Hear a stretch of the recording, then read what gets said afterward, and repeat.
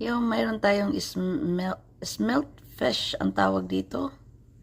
I'm not sure ang tawag dyan sa atin. So, wala na siyang ulo at saka malinis na siya. So, hiwain lang natin ng maliliit.